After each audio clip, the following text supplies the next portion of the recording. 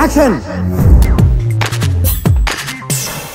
బాలకృష్ణ గౌతమిపుత్ర శాతకర్ణి విజయవంతమైందని వార్తలు ఇప్పటికే వచ్చినా ఈ సినిమా దర్శకుడు కానీ నిర్మాతలు కానీ అధికారికంగా ఈ మూవీ కలెక్షన్స్ ను ప్రకటించలేదు. దీంతో బాలయ్య అభిమానులకు ఈ విషయమై కొంత అసంతృప్తి ఉంది అన్న వార్తలు ఇప్పటికే వచ్చాయి.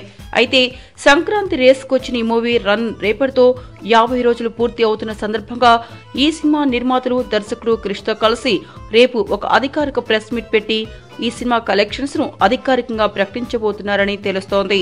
ఇప్పటికే బాలకృష్ణ కెరియర్ లో ఎప్పుడు రాని 50 కోట్ల నెట్ కలెక్షన్స్ ఈ మూవీకి వచ్చినట్లుగా వార్తలు వచ్చిన నేపథ్యంలో బాలయ్య అభిమానులు ఇప్పటికే మంచి జోష్ మీద ఉన్నారు. అయితే తెలుస్తున్న సమాచారం మేరకు ఈ సినిమాకు సుమారు 77 కోట్ల కలెక్షన్స్ వచ్చినట్లు ఫిలిం నగర్ వర్గాల సమాచారం. ఈ సినిమాకు ఇప్పటి వరకు వచ్చిన కలెక్షన్స్ తో పాటు satellite audio, DVD, digital rights అన్ని కలుపుకుంటే ఈ మూవీ ద్వారా శాతకర్ణి నిర్మాతలకు 80 కోట్ల వరకు వచ్చిందని సమాచారం. ఈ స్థాయిలో బాలకృష్ణ కెరియర్ లో ఇప్పటి వరకు కలెక్షన్స్ ఏ సినిమాకు రాని నేపథ్యంలో బాలయ్య రేంజ్ ని శాతకర్ణి పెంచడమే కాకుండా బాలకృష్ణను 10 కోట్ల పారితోషికం తీసుకునే హీరోగా ఈ సినిమా ఘన విజయం మార్చివేసిందని అంటున్నారు.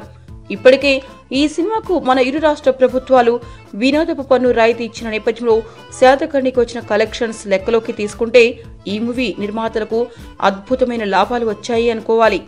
అయితే ఇంతటి అద్భుత విజయం సాధించిన తర్వాత బాలకృష్ణ పూరి దర్శకత్వంలో ఒక సాదాసీదా మాస్ మసాలా సినిమాలో నటించడం బాలయ్య అభిమానులకే కాకుండా చాలా మందికి అర్థం కాని ప్రశ్నగా మారింది. మీకు ఈ వీడియో నచ్చితే ఒక లైక్ కొట్టండి, లేకపోతే కామెంట్ చేయండి. బట్ సబ్స్క్రైబ్ చేయడం మర్చిపోకండి.